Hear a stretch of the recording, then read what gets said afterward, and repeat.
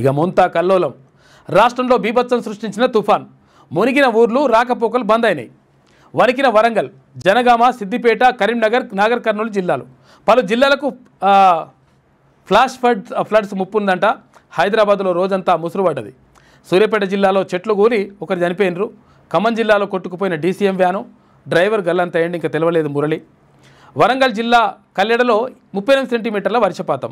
నాగర్ కర్నూలు జిల్లాలో 5 గంటల్లో 21 సెంటీమీటర్ల వాన పడ్డదంట. అప్రమత్తమైన అధికారులు సహాయక చర్యల్లో నిమగ్నమైనరు.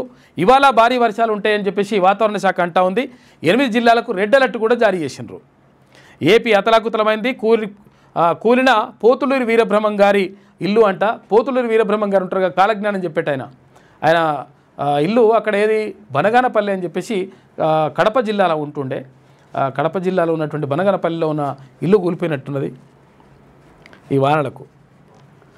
రాష్ట్రంలో మొంతా తుఫాన్ బీభత్సం సృష్టించింది.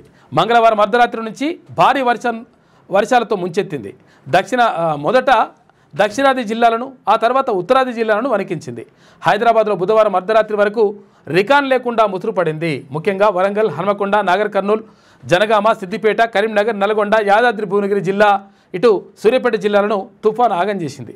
కొన్ని గంటల వ్యవధిలోనే ఊర్లనే ముంచేసింది. దీంతో ఎక్కడికక్కడ జనజీవనం స్తంభించిపోయింది. వరంగల్ ట్రై సిటీలు అంటే ఇక్కడ కాజీపేట, హన్మకొండ, వరంగల్ ట్రై సిటీతో పాటు కరీంనగర్, హుజూరాబాద్లో వందలాది కాలనీలు నీట మునిగాయి. ఇండ్లలోకి నీళ్లు చేరి బియ్యం, బట్టలు, సామాగ్రి తడిసిపోయాయి.